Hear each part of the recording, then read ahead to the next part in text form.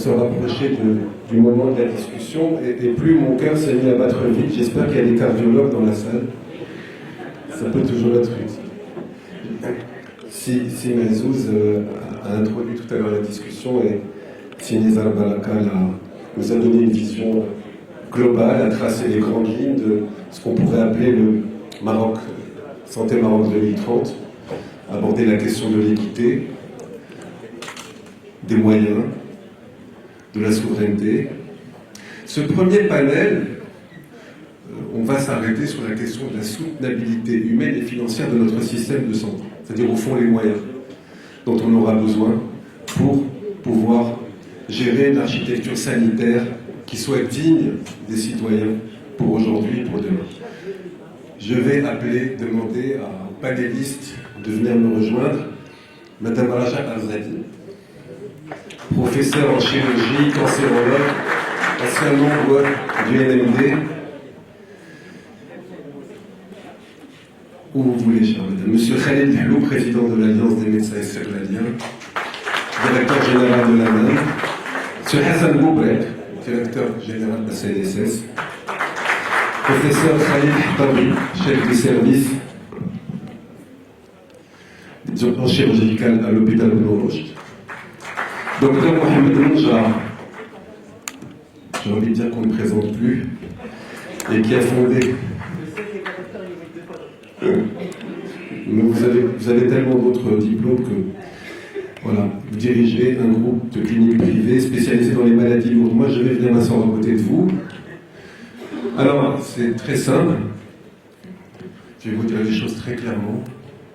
Je sais que ce sera difficile de vous discipliner tant que vous avez de choses à dire et tant le sujet est important, mais j'ai le mauvais rôle. Je vais être obligé de vous demander de vous formater un petit peu. Donc, la règle du jeu est la suivante. Vu qu'on a 40 minutes et que vous êtes 5, avec une tolérance de 10%, ça fait quelques secondes en plus, vous aurez 8 minutes chacun. Alors soit, je m'adresse à mon ami Raja, soit vous décidez de vous exprimer pendant 8 minutes, vous avez un portefeuille de 8 minutes, vous les dépensez tout de suite, soit, et ce serait mieux pour moi et pour tout le monde, de structurer le temps de parole, on va dire en 3 fois 2 minutes 75, avec 3 fois 3 minutes, on va aller jusqu'à 9 minutes. Premier round de questions, on en a parlé tout à l'heure, mais c'est un point important. Et tout le monde d'ailleurs est d'accord sur l'idée qu'il y a un avant et un après Covid, que la crise du Covid a été un point nodal, qui a permis justement de penser mieux, de remettre en question un certain nombre d'idées, créer notamment ce qu'on appelle aujourd'hui des GST, une agence du médicament, une agence du sang, une haute autorité de la santé. Je m'adresse à vous, cher Raja Arzadi. Je sais que la grande question de votre vie, c'est la question de la prévention. Où est-ce qu'on en est, malgré la refonte de notre architecture sanitaire? Où est-ce qu'on en est rapidement, si vous voulez? Vous pourrez, en troisième round, parler davantage de la question de la prévention aujourd'hui, qui est essentielle. Mais après, est-ce que vous avez senti qu'il y a un après-Covid, même sur la question de la prévention? Est-ce que ça a été pris en compte davantage? Est-ce que vous pouvez le dire en 2 minutes? Comme ça, il va vous en rester 6. Je vais calculer. Merci. Et encore une fois, je suis désolé d'avoir à vous imposer ces règles, mais... C'est un honneur qui m'est fait de m'exprimer devant un auditoire aussi prestigieux sur un sujet aussi important à l'économie de la santé, la prévention. Aujourd'hui, plus que jamais, s'impose comme un levier stratégique pour l'équilibre financier de notre système de santé et le bien-être durable de nos citoyens. Si l'économie de la santé était une balance, la prévention est ce levier discret mais puissant qui équilibre l'ensemble du système. Ne pas investir dans la prévention aujourd'hui, c'est hypothéquer nos finances publiques et notre souveraineté sanitaire pour les générations à venir. Et est-ce que vous avez le sentiment, pour essayer de répondre un peu à la question, est-ce que vous avez le sentiment que ce qui s'est passé après le Covid, depuis 2020, depuis un grand discours de Sa Majesté le Roi, qui a lancé la nouvelle architecture sanitaire, est-ce que vous avez le sentiment que ce qui vous intéresse, la question de la prévention, fait partie Je pense par exemple à la haute autorité de la santé. C'est un point important aussi. Alors, la question de la santé, de la prévention est une question vaste, transverse, intersectorielle, dont les résultats, on ne les voit pas tout de suite. C'est pour ça qu'il faut être patient. C'est pour ça que ça reste le parent pauvre des politiques publiques. Elle ne dépasse pas 6%, 7% du budget total de la santé, mais elle reste le levier puissant pour pouvoir diminuer et les dépenses et les maladies de pratiquement 40%. C'est un chiffre qui est énorme, 40%. C'est intéressant d'investir dans la prévention quand on sait qu'on va soulager ces systèmes de santé, quand on sait qu'il y a une pénurie de professionnels de santé, quand on va diminuer la charge de travail sur ces professionnels de santé, et quand on sait qu'on va gagner 40% des dépenses pour un système de santé qui se met en place, une assurance maladie pour tous. On a 22 millions de citoyens qui arrivent sur les caisses, et pour préserver cet équilibre financier, il faut absolument ce levier de la prévention. Donc vous parlez du Covid. Vous êtes en train de gaspiller votre portefeuille du public. Et si la salle est d'accord, on vous rajoutera une minute à la fin. Vous êtes tous d'accord, j'espère. Même deux. J'ai préparé 15 pages et il faut que je les résume en... Oui, alors, le Covid, je ne sais pas le ou là. Le Covid, il est venu, on a vu tous les efforts qui ont été faits dans notre pays grâce à la vision de Sa Majesté le Roi. On a vu que la santé est devenue au centre de toutes les politiques et elle a bénéficié d'énormément d'avancées, que ce soit sur le plan budget, et monsieur le secrétaire général a parlé des 30 milliards de dirhams, que ce soit sur le plan de gouvernance, et là il y a la mise en place de l'ordre d'autorité, des différentes agences, tout ça pour structurer une meilleure gouvernance du système de santé, que ce soit aussi sur le plan ressources humaines. On en parlait, il y a M. Chekil qui va parler des ressources humaines, mais la prévention, pour tout dire, la prévention, au moment de la Covid, ça a été un petit peu... tout était concentré sur l'épidémie, et on sait comment le Maroc a été champion dans la gestion de la Covid, avec toute l'industrie qui a fait énormément d'avancées. On a fabriqué beaucoup de choses, que ce soit les masques, les lits, les appareils, beaucoup d'avancées. Mais la prévention a été relatée un petit peu en deuxième plan, en particulier en ce qui concerne les maladies lourdes, les maladies chroniques, c'est ce qui m'intéresse en tant que cancérologue. Elles ont été relatées en deuxième, en arrière, mais aujourd'hui on voit que ça revient et que l'importance de la prévention pour diminuer leur charge de travail. Par contre, là où le bas blesse, c'est par rapport à la vaccination. La Covid a fait que la vaccination, il y a eu une non-confiance en la vaccination. Et on le voit aujourd'hui avec ce qui se passe par rapport à l'épidémie rougeole, par rapport à une vaccination qui est très importante par rapport au cancer du col, qui peut prévenir par rapport au cancer du col, qui n'arrive pas à réellement décoller.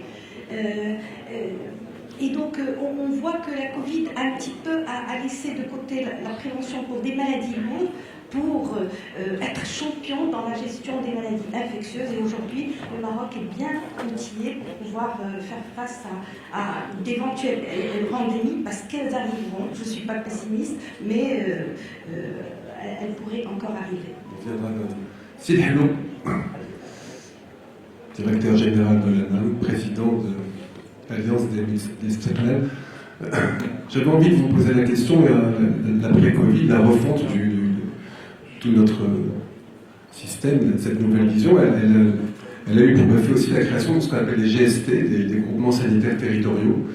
Et donc ça pose aussi la question de la gouvernance, une vision nouvelle de la gouvernance justement. C'est une vision après Covid, ça vient après. Bien évidemment, il y a des antécédents. Qu'est-ce que ça change d'un point de vue de la gouvernance, justement, ces GST qui vont avec des CHU par région? En quoi est-ce que ça transforme, j'allais dire, notre architecture sanitaire globale, et en quoi est-ce que ça va nous apporter aussi et permettre pour les citoyens un accès aux soins peut-être plus facile? En gros, la question de la démocratisation de la santé dans notre pays. Merci. Bismillahirrahmanirrahim. Tout d'abord, je profite de cette prise de parole pour saluer la présence parmi nous de Monsieur le Secrétaire Général et de le féliciter par rapport à la qualité de son intervention qui a fait le tour de la question. Il ne nous reste rien à dire pratiquement, mais on va essayer quand même de rentrer dans quelques détails. Et bien évidemment, je salue la présence d'un bon nombre de médecins qui se sont mobilisés aujourd'hui à partir de plusieurs villes du Maroc pour participer à cet événement. Merci d'avoir accepté l'invitation de l'Alliance des médecins extérieurs qui est co-organisatrice de cet événement. Pour la question du Covid, l'avant et l'après-Covid, je crois qu'il faut il y a l'avant, il y a le Covid lui-même, il y a aussi l'après-Covid. L'avant-Covid, là, il y a deux faits marquants qu'il faut rappeler. Il y a d'abord le discours de Sa Majesté qui avait demandé, qui avait appelé à la refonte globale du système de santé, à la refonte du RAMEC. Il y avait le rapport sur le nouveau modèle de développement qui avait commencé déjà les concertations. C'était des concertations élargies qui avaient touché toutes les franges de la population, des représentants politiques, des partenaires sociaux, du tissu associatif et tout ça. Mais il y avait quand même un système paresseux. Il y avait des incertitudes du système de santé. Il y avait de la pénurie des ressources humaines. Il y avait des budgets limités. Et là, on ne peut pas comparer un contexte marqué par ces faits, un contexte où il y a une annonce de grandes réformes du secteur de la santé. Mais au moment du Covid, il y avait quand même cette découverte d'un système résilient. Le système de santé qui a fait face, mais de la meilleure manière, face à une crise mondiale. Et plusieurs pays qui nous dépassent largement en matière d'équipement, d'infrastructures, mais ils n'ont pas pu surmonter la crise comme l'a fait le Maroc. Parce qu'il y avait l'engagement du corps médical dans sa globalité, paramédicaux, techniciens, professeurs, hôpitaux universitaires et tout ça. Ce qu'a fait, le fait marquant de cette étape, c'était l'inter et la multisectorialité qui a donné ces résultats. On a trouvé plusieurs départements ministériels qui se sont engagés. Ministère de l'Intérieur, ministère des Affaires, ministère des Économies et des Finances, ministère de la Santé, et même la population elle-même s'est engagée pour faire face à cette crise Covid. Et c'est à ce moment-là qu'il fallait donner de l'importance et de lier la résilience d'un système à l'intersectorialité du système de santé. Après Covid, bien évidemment, il y a l'annonce qui a été expliquée par notre secrétaire général, c'est la grande réforme de la protection sociale, qui a apporté un plus par rapport à la protection sociale, mais qui a, je dirais, en guillemets, bouleversé le système de santé. C'est un nouveau mode de gestion aujourd'hui. On parle des GST, des groupements sanitaires territoriaux. C'est un nouveau modèle qui diffère absolument avec l'ancien. En quoi précisément? Alors, c'est d'abord l'approche participative et les devises. C'est-à-dire posée, placée au devant de la scène. Si, par exemple, je cite la composition du conseil d'administration d'un GST, on retrouve le wali, le président de la région, on trouve les représentants du métier, les représentants de la formation, c'est-à-dire les doyens, les directeurs des CHU et tout ça. Et c'est là où il y a la prise de décision concertée. Et on peut dire aujourd'hui qu'une planification basée sur la concertation et une approche participative, inclusive, donnera des résultats par rapport à ce qu'on faisait avant. Plus de centralisation de la décision et la gestion, comme ça a été rappelé par notre secrétaire général, aura à bénéficier sur beaucoup de plans, notamment la mobilisation des fonds, la maîtrise et le suivi des budgets, tout ça. Merci. Vous parlez de mobilisation des fonds, j'en profite pour poser la question à certains amis.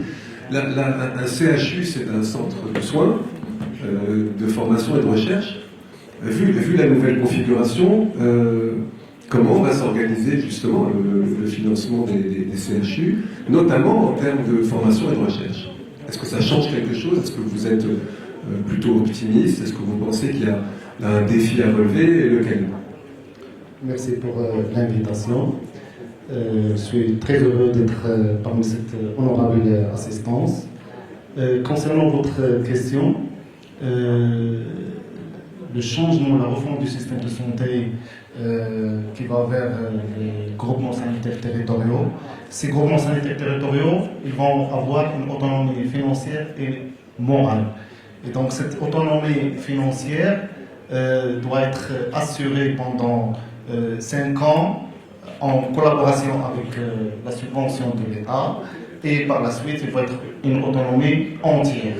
Et donc pour que cette autonomie soit assurée, il faut que le GST génère des recettes et il faut qu'il donne une offre de soins. Et donc la réponse à cette question se trouve dans la loi 06-22 qui trace la loi cadre, qui trace la refonte du système de santé et qui est basée sur la gouvernance, sur l'amélioration de la qualité des soins, sur la digitalisation et sur l'amélioration des ressources humaines. Et donc, les clés de la réponse, pour avoir des recettes, il faut que le GST ou le secteur public soit attractif. Pour qu'il soit attractif, il faut améliorer l'infrastructure hospitalière. Et ça, c'est parmi les axes de cette loi. Et c'est pour cela que les budgets colossaux ont été alloués à la réhabilitation des structures hospitalières. À côté de ça, il y a la digitalisation. Bien sûr, il ne peut qu'améliorer la prestation des soins et faciliter le parcours du patient. Et ces GST, comme ça, ils vont... C'est-à-dire que le parcours du patient devient presque un système d'information à la vie. On va suivre les patients sur tout leur parcours, sur des décennies, on sera mieux informé, on aura comme une espèce de carte globale de leur parcours sanitaire, en fait. C'est comme ça que ça va se passer. Ça, c'est nouveau pour le coup. Pour le parcours du patient. Pour le parcours du patient. Pour le parcours du patient, dans le GST, il faut respecter les niveaux de soins. Le parcours du patient doit commencer par le niveau de soins primaire. Voit d'abord le médecin de famille, le médecin généraliste qui va l'orienter, ça a été dit par monsieur le ministre tout à l'heure, pour éviter le gaspillage et pour optimiser les ressources humaines et l'infrastructure sanitaire. Je reviens à la réponse à la question que vous avez posée pour comment ce GST va assurer sa pérennité sur le plan financier.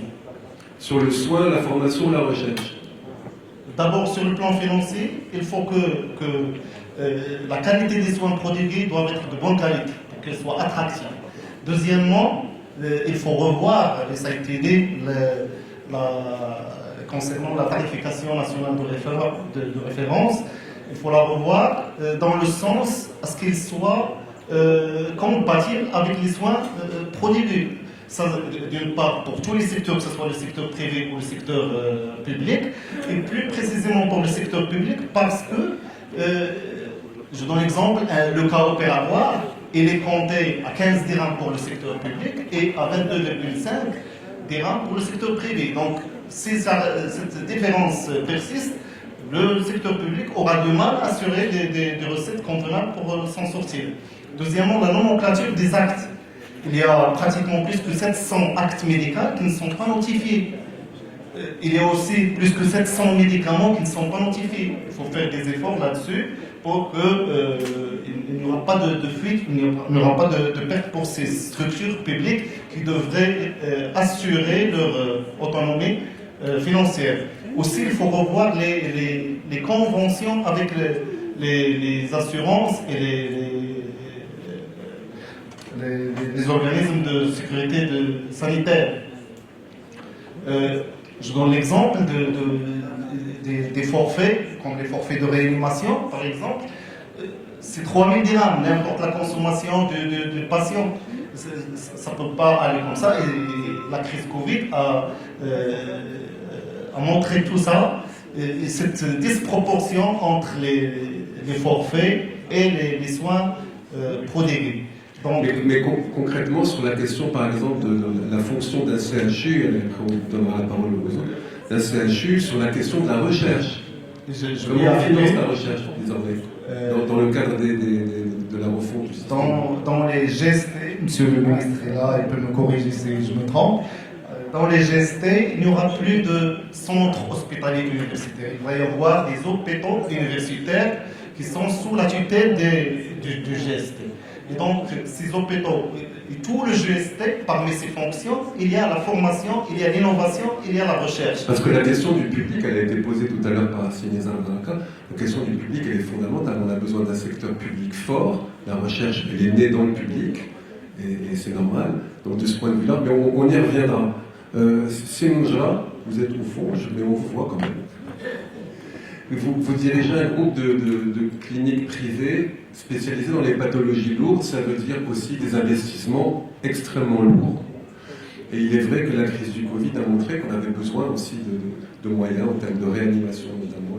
Tout à l'heure, Madame Arzadi disait qu'on avait un petit peu laissé de côté des pathologies très lourdes pendant la période du Covid. Je vous pose une question dans le cadre de cette refonte. Dans un partenariat public-privé qui est désormais entériné justement par les groupements sanitaires territoriaux, vous qui connaissez bien le coût justement des nouvelles technologies, quelle est votre vision en termes d'investissement, de moyens, si on veut pouvoir, on sait par exemple que dans des cliniques privées il y a des PET scans, un PET scan ça coûte très cher, quelquefois dans le public il n'y en a pas toujours. Comment est-ce que vous voyez l'équilibre justement avec cette nouvelle donne entre quelque chose qui serait de l'ordre de la solidarité, du partage, mais en même temps des équilibres financiers? Merci. Merci. Pas du tout entériné. Donc je reviendrai vers ça. Il faut le dire si c'est juste. Non, je reviendrai vers ça. Non, je pense que c'est très très important. D'abord, je vais commencer par exprimer mes remerciements et plutôt ma joie d'avoir entendu Sebaraka parler avec autant d'équilibre. Je sais que c'est le symbole de l'Istiqlal, mais bon, de le voir comme ça, c'est bien. Deux choses. Avant, après Covid, par rapport au secteur privé, je ne parle absolument pas au nom du secteur privé d'une manière générale, loin de ma prétention. Simplement au niveau de nos groupes, ce qu'on a vu, c'est trois choses très importantes. D'abord, la question de la santé a été, je dirais, jetée au milieu de la table. Et on s'est réveillé un jour, à travers le monde entier d'ailleurs, pas qu'au Maroc, en se disant « Ah oui, après tout, c'est quand même des questions importantes et on devrait faire un peu plus attention. » Et de là est venu un grand catalyseur pour voir les mouvements que nous sommes en train de voir aujourd'hui. Il y avait beaucoup de plans avant, etc., même des initiatives, mais ça a eu un rôle de catalyseur pour être là. Point numéro 1, très important, et ça a été pour tout le monde. Point numéro 2, ça a donné une crédibilité et une confiance dans le système sanitaire marocain pour deux raisons. D'abord parce que des gens ont vu que, après tout, le Maroc s'était plus que très bien débrouillé au niveau mondial. Et deuxièmement, j'allais dire presque des tests forcés pour certains qui ne pouvaient pas aller se faire soigner ailleurs, qui ont été obligés de se faire soigner au Maroc. Et nous, on a eu littéralement des gens qui venaient, qui nous disaient « Ah, mais c'est vraiment, c'est pas mal ici aussi. » Okay. Et donc ça a vraiment crédibilisé le système sanitaire marocain d'une manière générale. Je ne parle pas du privé ni du public, mais ça c'est très important parce que la confiance du citoyen est quelque chose d'extrêmement important. Le troisième point important de ça, et je reviens à ça, c'est que pendant un petit moment, c'était vraiment, c'était la crise nationale, on a vu la crise mondiale, mais on a vu une solidarité nationale, etc., dans tous les secteurs multisectoriels, comme on l'a entendu tout à l'heure.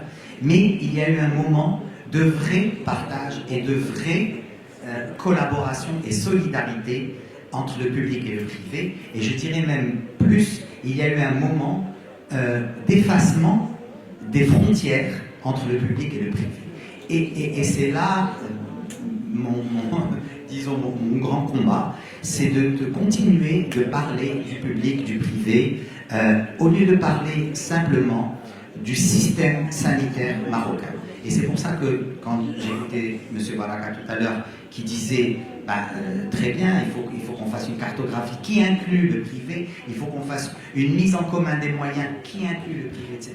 C'est là où on doit aller. Or, aujourd'hui, avec tout, sans vouloir faire de polémique, mais aujourd'hui, nous n'y sommes pas. Comme vous dites, c'est entériner le partenariat public-privé. Mais quoi? Dans quel sens? Qu'est-ce qu'on a entériné? Sur le plan du concept, en fait, plutôt. Mais le concept, oui, d'accord, mais le concept, on n'a rien inventé. Prenons cet exemple qu'on est en train d'écouter maintenant, le GST, okay, qui sont la grande révolution de tout ce qu'on dit, et on dit effectivement qu'il y a quelque chose qui est multisectoriel, multidisciplinaire. Mais quand on dit les secteurs, qu'est-ce qu'on dit? On dit le ministère de l'Intérieur, on dit le Wali, on dit ceci, on dit cela. Mais ok, mais si aujourd'hui X% et des soins qui sont prodigués pour les Marocains, que l'on veuille ou pas, que ce soit bien ou pas, le fait est que c'est fait à travers le secteur privé. Ben oui, mais alors dans ces GST, c'est quoi? Est-ce qu'il y a un rôle? Est-ce qu'il y a une consultation? Est-ce qu'il y a un développement de plans ensemble, etc. Donc, je ne vais pas prendre mes 8 minutes là-dessus, mais je dirais que la vision qu'on a entendue de monsieur le secrétaire général est magnifique, et il faut que l'on s'assure que ça soit une réalité et que l'on parle d'un dispositif sanitaire au Maroc global. Et à partir de là, comme vous dites, un PET scan ou n'importe quoi, on vient, on s'assoit. On n'a vécu ça que pendant le Covid, où on avait des gens qui disaient, s'il vous plaît, vous avez des lits, on a besoin, s'il vous plaît, les gens ne peuvent pas venir de Oujda, par exemple, on a un centre à Oujda qui avait des machines qui n'existaient qu'à Rabat, les gens normalement venaient à Rabat, on peut pas, ils ne peuvent pas partir, est-ce que vous pouvez le faire chez vous? Avec plaisir. Et le dernier point, comme vous avez dit, ce n'est pas du tout une question financière pour le privé, en tout cas, je ne parlerai que pour mon groupe, parce qu'on a besoin d'un secteur public très très fort, mais on a besoin d'un secteur public qui ne voit pas la réussite du privé comme un échec du public. C'est tout. Ouais, c'est vraiment très intéressant. Si Hassan, vous avez écouté tous ces experts, et vous finalement, vous êtes directeur général de la CNSS, votre métier c'est aussi de financer tout ça, tous ces malades, tous ces citoyens, ces citoyennes qui ont besoin de prise en charge, que ce soit pour des maladies chroniques ou des maladies lourdes, pour des maladies de peau. Il s'est passé aussi beaucoup de choses depuis la sortie du Covid, c'est qu'on a eu un recensement. Notre population a augmenté de 9%, d'une part. J'aimerais bien savoir ce que ça change aussi pour la vision que vous avez sur la question justement de la couverture sociale, de la prévoyance. Et puis autre chose, c'est qu'on sait qu'à l'horizon 2050, 25% de la population marocaine aura plus de 65 ans. Donc vieillissement de la population à l'horizon 2050. Comment le directeur général de la CNSS voit-il ces perspectives? Très bien. Si vous permettez, je vais réagir très rapidement aussi à ce qui a été dit, évidemment, notamment la question de la place du secteur public par rapport au secteur privé, et à la question de la tarification nationale des références, qui est une question qui est aujourd'hui posée de manière assez forte. Et je viens à la question que vous avez posée par rapport à la démographie et le fait que la population devient plus âgée. Alors, sur la place du secteur public et du secteur privé, je partage tout à fait l'avis du secrétaire général, dans le sens où je pense qu'il est absolument primordial que le secteur public joue un rôle fort et qu'il soit un pivot dans le dispositif de santé au Maroc. Sans qu'il y ait d'antagonisme ou de contradiction avec le secteur privé, mais le secteur public doit retrouver sa place, qu'il ne trouve absolument pas aujourd'hui, parce que quand on regarde les chiffres, si vous prenez l'assurance maladie des travailleurs salariés, celle des TNS, par exemple, vous avez quelque chose comme 90 à 95% des dépenses qui vont vers le privé. Vers le secteur privé, c'est ce que nous constatons aujourd'hui. Même si vous prenez l'amont-tadamon, qui est en fait les extra-médis, aujourd'hui nous avons quasiment 70% des dépenses qui vont vers le privé, en y comptant les dépenses par capitation, c'est-à-dire ce qu'on verse au centre de santé, qui est un montant de 1,3 milliard de dirhams par an. Et donc c'est absolument nécessaire et absolument important que ces trajectoires soient rectifiées. Alors ça demande du temps, il y a des ingrédients, malheureusement c'est pas d'un clic du souris qu'on règle ces problèmes-là. Et je pense qu'il y a deux facteurs qui me semblent importants. Le premier, c'est la question de la qualité de l'offre du public. Je pense qu'il y a un effort extraordinaire qui est fait aujourd'hui par l'État, des budgets colossaux, des CHU dans toutes les régions, aussi une révision de la gouvernance qui permettrait demain d'avoir une qualité, une offre de meilleure qualité. Mais vous avez également d'autres pendant qui, au fait, comment capter et intéresser la population des médecins et des professionnels de la santé dans les paramédicales, pour qu'ils restent dans le public et qu'ils gardent les malades dans le secteur public.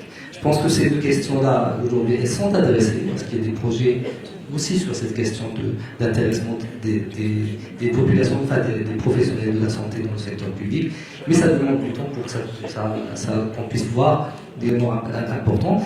La question de la nomenclature, c'est une question qui est un peu compliquée, et la question aussi des actes. Vous avez parlé de 700 ou 800 actes. Nous avons fait un travail avec les CHU. Au fait, quand on décortique les 700 ou 800, le chiffre n'est pas exact, parce qu'il y a beaucoup d'actes qu'on peut assimiler ou retrouver dans des forfaits, dans des choses qui sont parallèles. On est plutôt dans les 200 et quelques actes qui ne sont pas aujourd'hui répertoriés chez nous. Alors, il faut qu'on regarde ça. Il faut être très vigilant par rapport à l'extension de la couverture, à la fois en termes de nomenclature, de médicaments ou d'actes. Pourquoi ? Permettez-moi de vous interrompre. Ce qui nous intéresse aussi, c'est la soutenabilité du système. J'y viens. C'est là où on est vraiment dans la soutenabilité. Pourquoi ? Parce que les ressources sont limitées. Aujourd'hui, quand on parle de cotisation pour les TNS, les gens ont des difficultés déjà à payer des cotisations qui sont à des niveaux extrêmement faibles. Et donc, à un moment donné, les ressources ne suffiront pas si on ne fait pas attention. Et il y a un exemple qui me vient à l'esprit, c'est celui de la Colombie qui avait en 1993 fait une généralisation de la couverture maladie, où ils avaient effectivement ouvert tous azimuts, à la fois vers le secteur privé, et où même en termes de médicaments, il y avait beaucoup de médicaments innovants, mais avec des prix qui sont très, très élevés, qui ont commencé à être pris en charge. Les dépenses de santé ont augmenté de 6,2% du PIB à 9,6%, c'est-à-dire 4 à 3,5% du PIB en 4 ans, entre 1993 et 1997. Sont revenus par la suite à 7,8% parce qu'il y a eu des mesures. Mais si on prend notre exemple, si on augmente de 3,5 ou 4% des dépenses, là on parle de 40 ou 50 milliards de dirhams supplémentaires, ce n'est pas finançable. Donc il faut qu'on soit raisonnable par rapport à ça. Concrètement, sauf votre respect, qu'est-ce que ça veut dire être raisonnable en termes de chiffres ? Être raisonnable, ça veut dire aujourd'hui les dépenses, le dernier chiffre que j'ai vu, c'est celui de 2018, on est à 5,3% du PIB, qui est très faible. Et donc je pense qu'augmenter les dépenses de santé à 6,5 ou 7%, c'est peut-être même souhaitable parce qu'on le paye d'une manière ou d'une autre. Si on ne dépense pas au début, les gens sont mal soignés, donc c'est des problèmes d'arrêt maladie, c'est des problèmes de productivité, etc. Donc, mais par contre, aller à du 10 ou du 11%, ça deviendrait vraiment insoutenable pour l'économie marocaine. Et donc, il y a vraiment des questions qui se posent. Parfois même des questions éthiques, c'est-à-dire et morales. Si on parle de médicaments innovants et nous avons des demandes sur lesquelles on obtient des dérogations parfois de la NAM, mais si vous avez quelqu'un qui est âgé de 76 ans ou de 74 ans et qui a une pathologie, et vous avez un médicament qui va ajouter 6 mois ou 12 mois dans son espérance de vie, et qui coûte 1 million de dirhams, est-ce que vous le remboursez ou vous ne le remboursez pas ? Si c'est un de mes proches, si c'est mon argent, je ferai tout pour procurer ce traitement.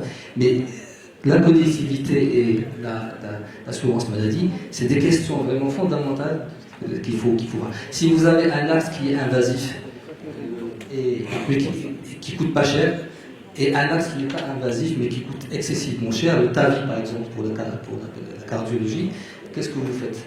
Est-ce que vous remboursez ou vous remboursez pas? Et d'autant plus si on sait qu'en 2050 on aura 25%. Ah oui, donc on va avoir des maladies chroniques. Bien sûr, bien sûr. Et d'ici là, on aura une architecture sanitaire, il faut le souhaiter, qui sera à la hauteur des attentes du citoyen, si tout se passe bien. J'espère. En tout cas, cette démographie, ce changement démographique pose vraiment des défis énormes pour l'humain. Défis sur la santé, évidemment. Vous savez, une personne âgée, en moyenne, elle va consommer à peu près 20 à 30% dans la dernière année en dépenses de santé de tout ce qu'elle a consommé pendant toute sa vie.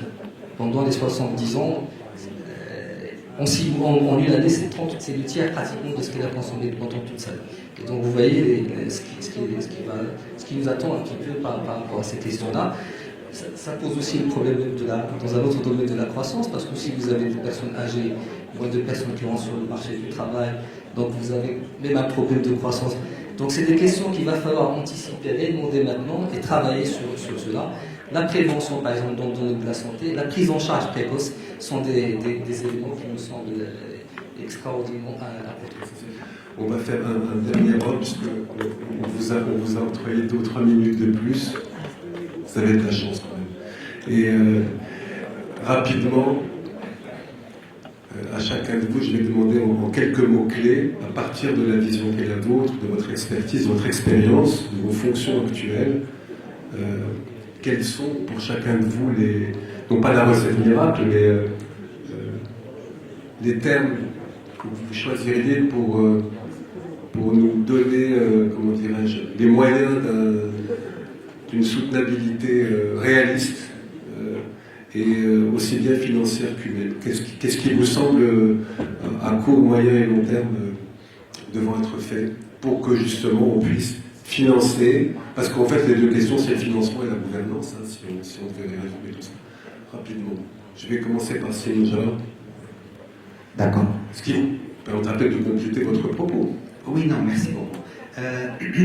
Et évidemment, c'est une question très vaste. Moi, je le regarderai un peu à partir de ce que vous à partir de mon expérience, avec un double prisme. Un prisme de financement, c'est-à-dire comment rentrer plus d'argent ou donner plus de moyens et de ressources au secteur de la santé. Donc là, on a effectivement une augmentation du budget, ou de la partie du budget de l'État, donc on passe de 5,5 à 6,5 à 7, effectivement. Il y a ça. Il y a d'autres moyens qui sont peut-être des moyens fiscaux indirects, littéralement vers la santé. Okay. Donc on peut penser à des choses comme, encore une fois je ne veux pas être trop polémique, mais aujourd'hui on subventionne le sucre à un niveau qui est 2 fois les dépenses de soins du diabète. Alors donc est-ce que ça a du sens ou pas? Je ne sais pas. Donc faire un petit peu plus, sans faire de jeu de mots, de chirurgie fiscale, okay, pour comprendre comment est-ce qu'on peut extraire à partir de la taxation de produits nocifs, etc. pour ça. Donc ça, c'est le deuxième moyen. Le troisième moyen, on peut même être, le Maroc a toujours été très innovant, le troisième moyen, c'est de voir des moyens de financement alternatifs. Sans aller jusqu'à certains pays qui mettent littéralement des émissions obligataires santé, okay, des IPO. Non, pas des IPO. Moi, je parle d'un moyen de financer la santé. Je ne parle pas d'une entreprise seule qui va se financer. Mais il y a des concepts qui sont très, très engagés. Et donc ça, c'est au niveau, on va dire, des ressources, plus de ressources. Donc ça, il faut véritablement le voir, parce que c'est vrai que ce n'est pas réaliste de continuer à demander juste une plus grande partie du budget ou plus de budget à chaque fois, c'est pas ça. Et la deuxième partie, très très importante, c'est l'utilisation de ces ressources et l'optimisation de ces ressources. Donc cette optimisation a 2 volets. Elle a un volet que j'appellerais l'optimisation intrinsèque, c'est-à-dire mieux acheter, aussi bien mieux rembourser, remplacer certains médicaments par d'autres, etc., etc. Donc ça, c'est ce que j'appellerais l'optimisation intrinsèque. Et ensuite, il y a l'optimisation extrinsèque qui est, et là on revient à notre thème favori, dont une partie sont les PPP. Mais qu'est-ce que ça veut dire l'optimisation intrinsèque? Ça veut dire que quand, encore une fois, on a une approche qui est globale de système de santé, on va pouvoir optimiser des choses d'une façon très importante. Nous avons par exemple, pour parler juste de nos activités, nous sommes sur certaines toutes petites villes, nous allons avoir vous parliez de PET scan, mais sans aller vers le PET scan, même un scanner normal ou une IRM, etc., qui a une capacité peut-être d'une vingtaine de patients par jour. Cette ville aurait besoin un maximum de 15 à 20 patients par jour. Eh ben, c'est pas la peine que le CHU ou le CHR aille acheter une autre IRM ou une deuxième, une troisième. Pourquoi ne pas faire des conventions, des contrats, etc. Et vice versa d'ailleurs. Si le privé va quelque part et peut attirer des spécialistes qui sont dans le public, pourquoi aller avoir un autre spécialiste du privé qu'on va amener, qui va pouvoir faire des choses, etc. Donc, les exemples sont multiples, mais aujourd'hui, mon message, en tout cas en tant qu'un des acteurs du privé, encore une fois, je ne parle pas du tout au nom de tout le monde, c'est qu'on a encore beaucoup de travail à faire pour mettre ensemble nos ressources et que l'on voit tout ça, je veux dire, comme acteur de la santé d'une manière générale, pour pouvoir l'optimiser. Si vous aviez à nous donner quels seraient pour vous les meilleurs moyens pour tout d'abord une vraie soutenabilité. Le complément de réponse concernant comment le CHU, ou plutôt les hôpitaux universitaires, vont être pérennisés sur le plan formation et sur le plan recherche. Normalement, la formation, plutôt un acte de soins au CHU, coûte plus qu'un acte de soins dans une clinique privée, par exemple. Pourquoi? Parce qu'on aura à traiter le patient et à prendre un apprenant. Et en apprenant cet apprenant, on va consommer du matériel, on va bousiller le matériel médico-technique parce que il va être malmené par les apprenants. Et donc le coût de soins dans un centre universitaire est beaucoup plus important que dans une clinique privée. C'est pour cela qu'il faut, CGST, il faut leur allouer un budget pour la formation. Concernant la recherche, c'est une fonction de GST, il faut un budget, mais là, personnellement, j'insiste sur les partenariats pour la recherche, les partenariats entre public et industrie. Je donne l'exemple de notre CHU. Il y a eu récemment l'invention d'un appareil de dialyse portable par une équipe de recherche du CHU. Et donc, ils sont en train de chercher des investisseurs pour breveter avec le brevet de leur travail. Et donc, si on développe ces partenariats, ça va donner une issue au financement du GST. Et de là, je passe au mot-clé pour réussir l'autofinancement de ces GST. Le mot-clé, partenariat. Il faut développer partenariat public-public, public-privé. Il faut aussi, une fois le personnel médical et paramédical est valorisé, et surtout avec la rémunération attractive, j'appelle au nationalisme du personnel, parce qu'une fois on a le nationalisme, on est bien sur le plan matériel, l'efficacité, l'accueil, l'observance du travail va être meilleure et par conséquent l'attraction. Troisième mot-clé, la réhabilitation des structures de soins préexistantes pour les rendre attractives. Je ne dis pas compétitives au privé, mais attractives parce que, par exemple, au lieu d'avoir des salles de 6 patients, 8 patients, la structure et l'architecture des hôpitaux publics peut avoir des salles de 2 patients comme les cliniques privées. C'est plus humain et ça respecte l'intimité, ça va être plus attractif. C'est hello, votre feuille de route, si j'ose dire. Moi, je vais essayer d'aborder cette question dans 3 dimensions. La question de la soutenabilité. Oui. Est-ce qu'on a les moyens ou qu'est-ce qu'il faut faire? Oui. Alors, la première dimension, c'est celle qui est en rapport avec le droit. Et là, je vais annoncer un chiffre par rapport à un indicateur aujourd'hui. Le restant à charge, après, bien évidemment, prise en charge par les organismes assureurs, les organismes gestionnaires d'assurance maladie, s'élève aujourd'hui à plus de 35%.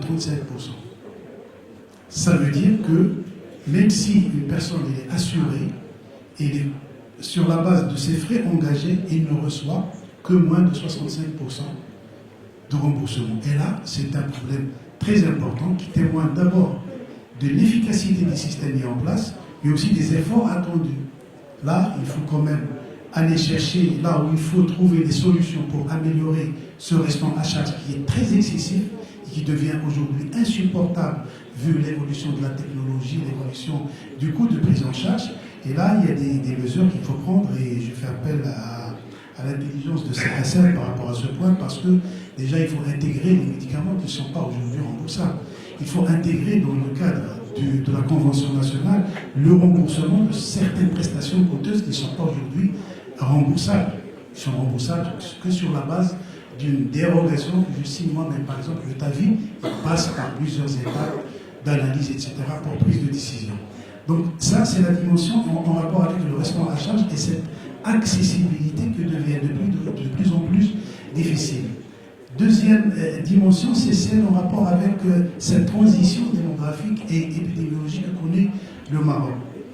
Vous avez parlé tout à l'heure de l'évolution de la population marocaine qui dépasse les 9%. On est aujourd'hui à un peu plus de 36 millions. Et paraît-il que les catégories vulnérables qui sont moins de 15 ans et celles plus de 65 ans, il y a un grand changement. On a diminué par rapport à la première catégorie qui est passée de 28 à 27% de la population globale et la population qui est passée de 9,4 à pratiquement, il va atteindre 13% de la population globale. Et cette population de plus de 65 ans, c'est plus de morbidité. Et plus de morbidité, et là, je vais citer quand même des indicateurs qui sont très alarmants. C'est les maladies chroniques. Parmi ces personnes, ils ont au moins une maladie chronique à un pourcentage très élevé. Et là, un chiffre qui nous interpellera tous par la suite, c'est que pour la CNSS, 2,7% de la population couverte dans le cadre de l'amour des salariés privés, elle consomme 57% de l'enveloppe globale de la dépense. 2,5% des assurés, 2,9% des assurés consomment 57% de la dépense globale de la CNSS. Ça, c'est important. Un autre indicateur qui est alarmant aussi, c'est certaines maladies qui sont évitables par la prévention. Ou bien diagnostiquées précocement, ils peuvent nous amener à rationaliser la dépense. Et là, on est dans la dimension de la maîtrise des dépenses. Je cite l'exemple, le diabète, l'hypertension artérielle, les maladies cancéreuses et l'hémodialyse consomment plus de 70% de l'enveloppe allouée aux ALD. 4 grandes pathologies évitables en partie ou en totalité par la prévention, aujourd'hui consomment une bonne partie de la dépense. Et là, il faut quand même aller chercher des outils pour intégrer la prévention dans les politiques d'ajustement et de régulation portées par les organismes gestionnaires. Et bien évidemment, ça aussi, ça va aider l'effort du ministère de la Santé parce que le Maroc, il est en bonne position par rapport à certains aspects de la prévention. La vaccination, on est parmi les meilleurs. Aujourd'hui, on vaccine contre 11 antigènes. Et depuis les années 90, on n'a noté aucun cas de polio qui générait des handicaps et qui coûtait avec un impact très lourd sur les familles. On n'a eu pratiquement aucun cas de tétanos. Et ça aussi, il y avait un enfant sur 3, un nouveau-né sur 3 qu'on perdait juste après l'accouchement parce qu'il y avait le tétanos. Maintenant, les efforts du Maroc dans le cadre de la prévention structurelle et organisée par l'État et qui rentre dans les missions de l'État est assuré. Reste ce qu'il faut dépister précocement, notamment les cancers, notamment certaines maladies chroniques, l'hypertension, le diabète et autres. Le dépistage précoce pourrait nous amener à réduire la dépense d'une manière très drastique. Et là, les pays qui ont investi dans la prévention, ils ont pu gagner 25% de la dépense globale. Et ça, c'est très important. Alors pour nous, bien sûr, des bonnes pratiques d'ailleurs nous serviront de leçons et bien évidemment d'exemples à suivre. Nous avons quand même notre base de données, nous avons nos statistiques à travers lesquelles on peut agir. Dernière dimension qui est la plus importante aujourd'hui, qui rentre dans la thématique de cet événement, c'est le partenariat public-privé. Et là, la conception qui a été faite en 2015 à travers le texte de loi qui a été promulgué, c'était trop petit par rapport aux ambitions. C'était des achats de services, c'était des traitements des déchets des hospitaux, etc. Mais il n'y avait jamais un partenariat macro. Et là, on peut citer les 3 niveaux de partenariat. Alors, partenariat dans le cadre du financement, co-financé avec le secteur privé. Partenariat de services, c'est-à-dire comment aller cartographier ou bien établir une carte sanitaire régionale en intégrant dans le réseau de soins, sans citer public ou privé, des établissements de soins de santé privés. Et le troisième, c'est qui est le mix, c'est-à-dire l'intégrer, le financement, le service et aussi la gestion. Pourquoi pas la gestion? Pourquoi pas déléguer? Parce qu'aujourd'hui, nous avons des hôpitaux fermés. Il faut le dire. Dans des régions, il n'y a pas des médecins, il n'y a pas des responsables, il n'y a pas des managers à mettre sur place pour gérer un hôpital. Pourquoi pas aller chercher ça avec le privé? Et là, on est dans un cadre de partenariat win-win qui pourrait constituer un moteur de croissance économique et inciter le privé à venir investir dans le secteur de la santé dans le cadre de cette même vision qui trouvera certainement un bon lit d'implantation au niveau du GST et au niveau de la territorialisation de l'offre. Là aussi, il y a un élément qui est important. Il y a certains défis des contraintes qu'il faut lever. D'abord, l'attractivité du système public. Aujourd'hui, pour venir investir dans le public et investir dans le secteur de la santé, c'est un secteur social qui est peu attractif. Mais avec l'extension de l'assurance maladie, avec cette transition démographique, avec cette transition socio-économique, à travers cette territorialisation de l'offre, je crois que tout ça constituera certainement des incitations aux investisseurs à venir pour combler les besoins ressentis dans cette carte sanitaire régionale. Aussi, il faut lever les difficultés administratives. Aujourd'hui, pour venir investir dans le secteur de la santé, il y a plusieurs niveaux de décision, plusieurs blocages, etc. Là, il faut alléger un petit peu les procédures. Et en dernier, pourquoi pas ne pas avoir une vision globale de ce partenariat public-privé avec une quantification des coûts, combien ça va nous coûter pour vraiment satisfaire les besoins au niveau territorial et laisser la main aux gestionnaires régionaux pour implanter cette nouvelle vision du partenariat public-privé basée sur d'abord l'encouragement de l'économie nationale à travers création d'emplois, à travers l'utilisation des ressources et même mobilisation des ressources. Et le secteur public va profiter de la performance en termes de gestion du secteur privé. Il faut le dire. Si on se compare avec le secteur public, avec le secteur privé, ben on a moins de qualité en termes de gestion par rapport à ce que font le privé. Et là aussi, c'est un partage de performance.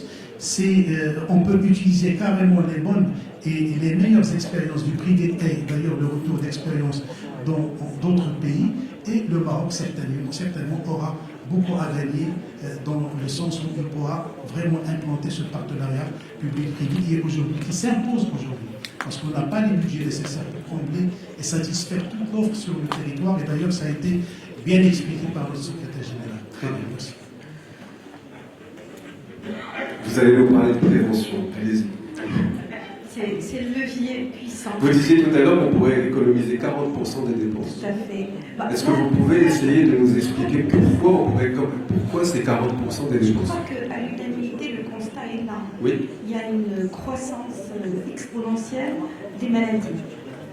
Et il va falloir, de manière intelligente, ne pas faire basculer nos caisses de sécurité en faillite.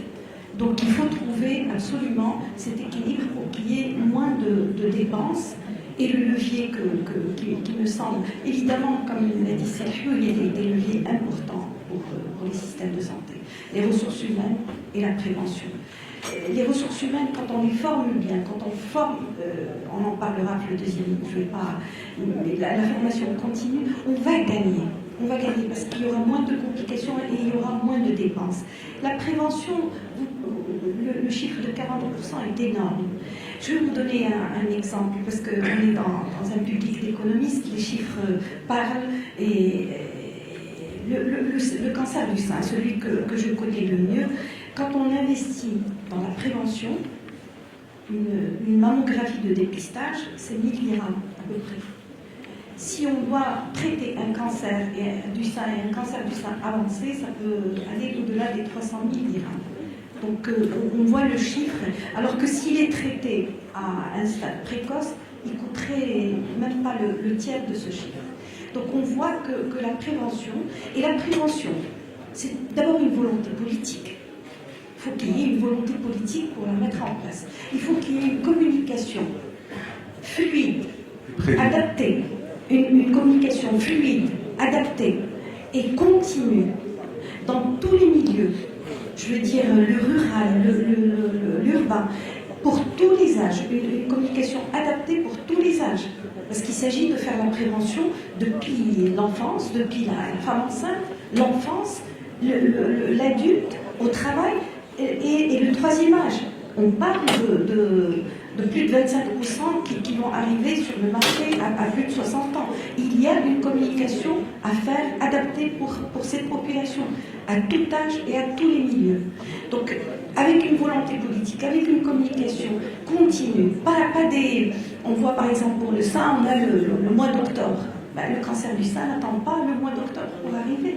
Il est là toute l'année. Donc il faut que les gens soient sensibles. Et cette prévention va se décliner en quatre niveaux. La prévention, c'est pas que communiquer. La prévention primaire, c'est celle justement de communiquer, d'informer, de sensibiliser, de vacciner, tout ça pour éviter la maladie. Mais la communication, la prévention secondaire, c'est celle de dépister. Il ne faut pas que, j'en ai vu dans ma pratique au quotidien, des bilans de dépistage qu'on refuse pour prise en charge. Il faut qu'on ait cette prise de conscience qu'un bilan de dépistage pourrait nous faire gagner énormément d'argent par la suite. Donc la prévention secondaire qui serait ce dépistage, surtout pour ces maladies graves et coûteuses, je parle du cancer et tous les autres qui ont été cités, la prévention tertiaire. La tertiaire, c'est quand il y a la maladie, mais il faut bien la traiter, parce que si on la traite mal et que le malade complique, c'est des frais, c'est des dépenses. Donc, et celle dont on parle le moins, c'est la prévention quaternaire. C'est celle que j'ai vue à l'Ouganda, qui sont très avancés dans cette prévention quaternaire. C'est le soutien social, c'est l'accompagnement du malade qui, quand il est bien fait, il coûterait beaucoup moins cher. Donc, on voit que la prévention se décline à plusieurs niveaux, dans plusieurs milieux, dans plusieurs langages, dans une communication continue, adaptée à la population. Alors, on ne peut pas avoir un slogan que les uns comprennent et les autres non. Il faut qu'il y ait cette communication pour rappeler cette hygiène de vie constante. On sait que, Monsieur le ministre tout à l'heure l'a rappelé, les accidents de la route publique, c'est 16 milliards de dirhams par an. Donc si on devait gagner à ce niveau, c'est énorme. La drogue, le tabac qui fait des dégâts énormes. Donc on peut gagner énormément d'argent par cette prévention et soulager les systèmes de santé. Si Hassan, on va clôturer avec vous. Tout à l'heure, Madame Azali disait que le système, les caisses de sécurité sociale pourraient à un moment donné, et ça fait peur ce qu'elle a dit, pourrait presque finalement ne plus pouvoir être en mesure de rembourser. C'est un moment qu'on ne veut pas pour notre société. Conseil pour que justement ça n'arrive jamais. Pour moi, la soutenabilité, il y a deux leviers. Le premier, c'est ce qui a été dit sur la prévention. Et vraiment, j'y crois. C'est une conviction profonde sur moi. D'ailleurs, on a un texte, une révision de la loi 6500 sur l'assurance maladie. Et nous avons proposé d'inclure parmi les dépenses qui sont relatives à la prévention, peut-être de façon à ce qu'on puisse effectivement financer un certain nombre de choses, de dépistage, etc. Et donc pour moi, ça c'est très important. Quand on dit prévention, il y a prévention, mais également la prise en charge précoce. Si je donne un exemple aujourd'hui, nous avons l'une des pathologies qui nous coûte le plus cher, c'est la dialyse, l'insuffisance rénale chronique terminale. C'est pratiquement 2,3 milliards de dirhams par an. Si on ajoute les anti-anémiques qui sont consommés, c'est 400 millions de dirhams de plus. Or, on sait que si on soigne bien le diabète, par exemple, une hypertension, on peut empêcher l'évolution vers cette insuffisance rénale. Et aujourd'hui, la technologie nous permet de faire ça. C'est-à-dire qu'on peut imaginer demain qu'avoir des objets connectés, monitorés, on peut financer. Et comme ça, les gens, nous savons qu'ils sont diabétiques parce qu'ils consomment des médicaments anti-diabète chez nous, les gérer à distance ou la relation avec eux de telle façon à ce qu'ils ne basculent pas vers quelque chose de beaucoup plus grave, qui est dramatique pour eux et qui est très coûteuse pour l'assurance maladie. Donc la prévention, la prise en charge précoce, c'est fondamental. Le deuxième levier qui me semble aussi important, c'est la question de faire de la chasse aux dépenses inutiles. C'est très important. Je reviens à la dialyse. Aujourd'hui, nous consommons, nous remboursons à 850 dirhams la séance de dialyse. C'est un niveau de remboursement qui est aujourd'hui très élevé au regard des pratiques qu'on peut avoir par ailleurs. Et probablement, c'est-à-dire, aujourd'hui, si on regarde le coût réel de la séance, il est beaucoup moins important que ça. Quand on parle des anti-anémiques, par exemple, il y a 4 molécules qui sont aujourd'hui admises au remboursement, avec un rapport de 1 à 2, c'est-à-dire en termes de coût. 2 tiers des prescriptions sont faites sur la molécule la plus chère. Et ça, c'est pas normal. C'est-à-dire, à un moment donné, il faut qu'on adresse ces questions-là, qu'on discute avec les laboratoires, qu'on dérembourse s'il le faut, pour que les gens puissent aller vers les champs. Donc, les dépenses inutiles, c'est un élément important. Juste un exemple, l'un des pays qui dépense le plus sur la santé, c'est les États-Unis. 19% du PIB. On dépense sur la santé. Et pourtant, l'espérance de vie ne progresse pas aux États-Unis, probablement parce qu'il y a des disparités énormes, mais aussi parce qu'une grande partie des dépenses vont aussi dans des marges vers le privé, vers des laboratoires, vers des choses qui sont indues. Donc, pour nous qui n'avons pas les ressources des États-Unis ou des pays qui ont des pays beaucoup par habitant beaucoup plus importants, je pense qu'il est vraiment primordial que chaque dirham qui est dépensé soit bien dépensé.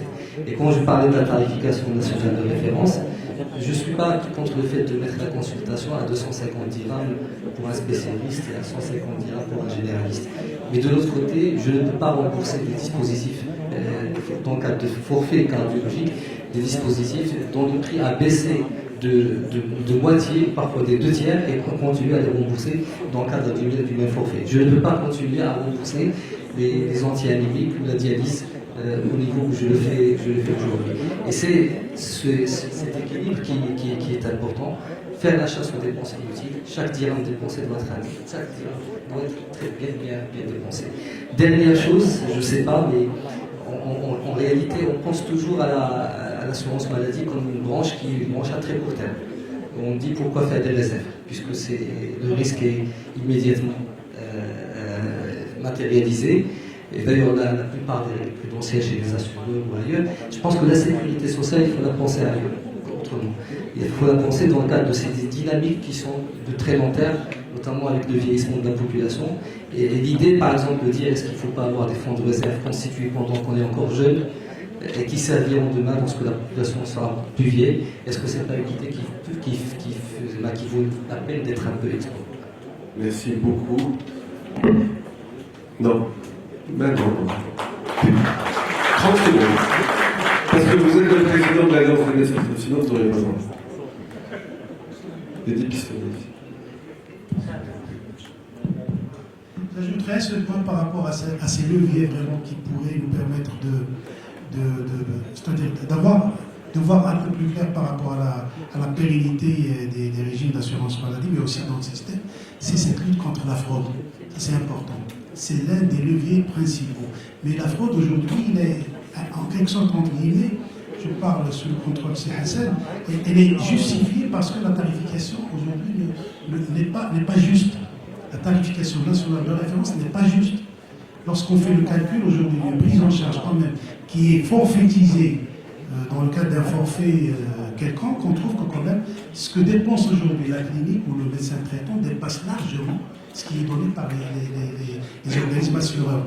Et lorsque la clinique se trouve dans l'impossibilité de donner le soin avec le forfait qui est arrêté dans un cadre conventionnel, donc il y a des agissements parfois quand même et de la surfacturation qui impacte carrément la poche de l'assuré, et ça fait partie des éléments qui aggravent ce restant à charge. Alors la lutte contre la fraude va de pair avec l'amélioration de la tarification nationale, mais aussi de mieux serrer l'encadrement technique de l'assurance maladie. Voilà. Merci beaucoup. Merci à tous. Merci pour votre expertise, votre engagement.